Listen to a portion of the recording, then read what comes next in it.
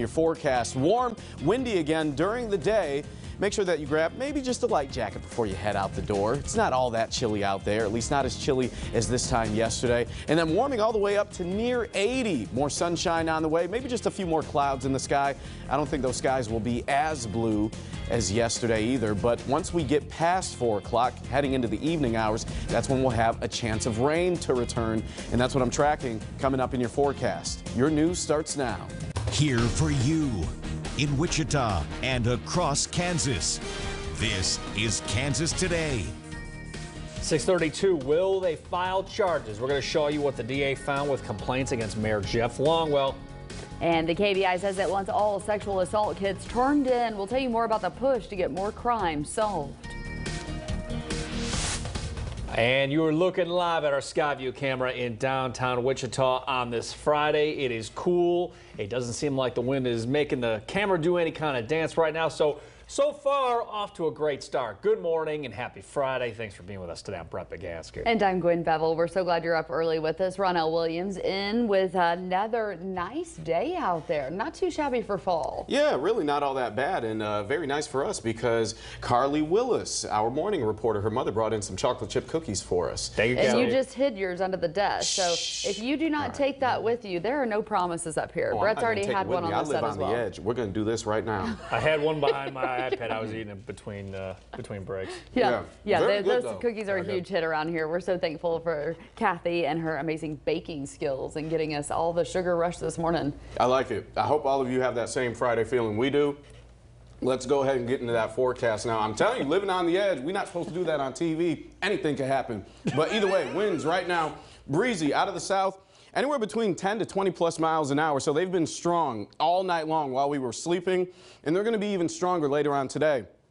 That's why we've got a wind advisory in effect, going into effect at 11 o'clock this morning and then continuing all the way through 6 p.m. So just make sure that you secure those loose items. Go ahead and bring the trash can inside if you haven't done so already, because we don't want anything flying across the roads out there. And high-profile vehicles, you need to make sure that you're using extra caution out there too, because we could see those strong gusts anywhere between 40 to 45. 52 right now, Wichita. Another quick look outside. A lot of our skies still in fair shape.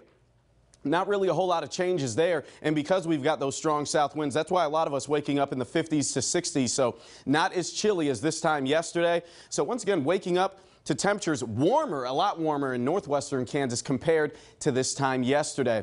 Fast forwarding into the afternoon, evening, warm, windy during the afternoon with high 70s, 80s. Friday football forecast. Go ahead, maybe take a light rain jacket with you because we are going to have an increasing chance of rain, maybe a few storms in the area, and I'll give you a detailed timeline on what we can expect and when in about 15 minutes, guys. All right, we'll see you soon, Rod. Now we want to take it back to that breaking news. Police on the scene of a shooting on East Bayley Street. Carly Willis is live there on the scene, and Carly, we understand you're getting the latest information right now. Yeah, you're hearing it just as soon as we are here. Sir, can we get your name, please? I'm Sergeant Danny Brown with the Wichita Police Department. Sergeant Brown, are you able to tell us what happened? Yeah, sure. About 4 o'clock this morning, officers responded to a shots fired call here in the 4400 block of East Bayley. They arrived on scene to find some shell casings in the parking lot here. The victim was transported to the hospital via private vehicle. It was a 40-year-old male, where he was pronounced dead via a single gunshot wound to the chest area, I believe. Are you able to say if it was gang-related, any domestic, and anything that you're able to say at this time? At this point, I don't know. There's still investigations going on. Witnesses are being interviewed. I don't know any of that information at this time. Did it happen inside the home, outside, in a car? We believe it happened outside of the home. Are they still at large, the people believed to have shot? At this point, we don't know for sure. I mean, we don't have them in custody. We don't have anybody in custody right now. Like I said, witnesses are being interviewed right now. Any immediate threat to the public in this area as people are getting up and going to work? We don't have any information that there's an immediate threat to the public at this point.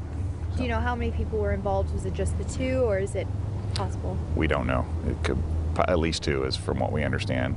There's a possible argument outside of the house between at least two people, from what we understand. Are you talking to neighbors? Did they hear anything? Those are some of the witnesses that we have that we're interviewing right now. There was at least some neighbors that heard some arguing going on outside and the gunshots. As for the woman that was walked back to the police car and driven away, can you elaborate on what that is about? I don't have any information about any of that. I don't know of a woman that was walked back to a police car. Do you know if we can expect any information at Interwatch this morning, or if you guys will be on scene for a couple hours yet? We're going to be on scene here. Probably going to do a search warrant for the area here, so we'll be on scene for a little bit. There may be some more information on the Interwatch, yeah. Are these duplexes, apartments? What are you able to say about the living situation here? They're just several duplexes kind of in a U shape here, kind of a driveway that goes back off the road, and duplexes in a U shape. And then the man. All right, Carly Willis live at the scene right there, just confirming there with Officer Danny Brown from Wichita Police. There was one victim, 40-year-old male, confirmed dead at the scene from a single gunshot to the chest. That's right, and they have been out there on scene. They did say that they're talking to neighbors who witnessed maybe an argument between two people in that area. Like you said, there's some duplexes that are kind of in a U shape. We did watch a lot of police presence out there first thing this morning. This happened around 4 a.m. So we will continue to bring you more information as we get it. There we go. Yeah. The Sedgwick County District Attorney has ended his investigation into complaints about Wichita's mayor. Mark Bennett says a citizen contacted his office concerned Jeff Longwell inaccurately filed substantial interest forms in 2017, 18, and 19. At the center of the allegations, golf outings Longwell had with business leaders. The DA says Longwell did not believe golf counted as receiving goods or services under Kansas law, but the DA says it does.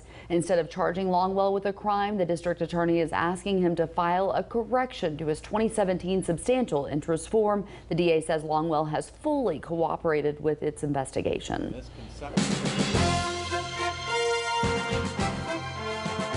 638 KSN's your local election headquarters. He is running as a write-in candidate. Businessman Lindy Wells says he wants to be the next mayor of Wichita.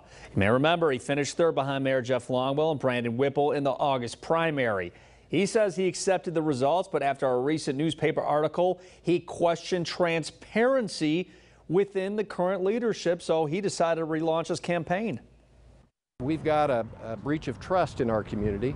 And we have a current leader who has made decisions independent of the will of the people, and we think it's important that we challenge that a little bit.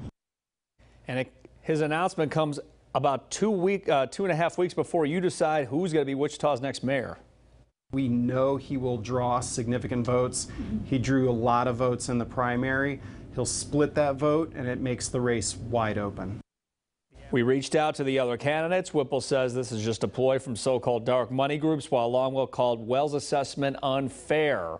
All right, 6:39. Sedgwick County is mailing out advance ballots where you can request one for the general election through October 29th. So if you still don't know who you're going to vote for, our digital team sent a comprehensive questionnaire to the candidates. If you want to see the response, head to our website, ksn.com. In other election news this morning, former U.S. Attorney and Democratic candidate Barry Grissom has dropped out of the U.S. Senate race. This news came just hours after State Senator Barbara Bollier announced her candidacy. Now, in his withdrawal statement, Grissom said he has his full support now being thrown behind Bollier. Well, Kansas farmers are old pros at growing and harvesting wheat, corn, soybeans, many other crops, but a crop that's new to this generation of farmers, well, that comes with its challenges, and that's what the John C. Pear Center and K-State Research and Extension Office are trying to troubleshoot for Kansas producers. So currently the cannabis plant is being harvested and studied, and the director, Jason Griffin, notes a wide variety in the heights of different cannabis varieties, as well as differing fragrance, that some are susceptible to disease and others. So what they're trying to learn and record here is going to be made public for farmers statewide. So they're going to take note when they begin their own growing. And one thing they were unable to measure here was the crop's tolerance to drought, since there wasn't a drought this year. The water usage of this plant is going to be huge, especially for western Kansas if they're growing for grain and fiber. How much water this thing needs, if it needs a center pivot irrigation system, or if it can be dry land farmed and the yields are acceptable. Yeah, it's a pretty diverse plant here. They go on to make things for building materials, clothing, CBD oil, some different animal feed. So those low level of THC are what make these plants different than marijuana. But, you know, this year, farmers within the a research certificate from the Kansas Department of Agriculture were allowed to grow that crop, and other farmers may have to wait until the research is being done at that center before being able to grow that crop. Yeah, how great to have K-State's Research Center to be able to kind of work out all of the kinks there in growing hemp in Kansas. Well, the announcement from the KBI is that they now want all law enforcement across the state to turn in all DNA sex assault test kits.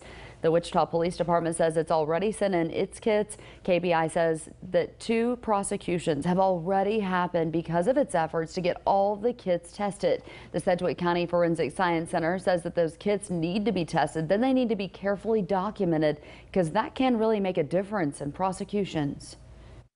Part of that is to compile that data into a report and ultimately to testify in court if we're called to do so.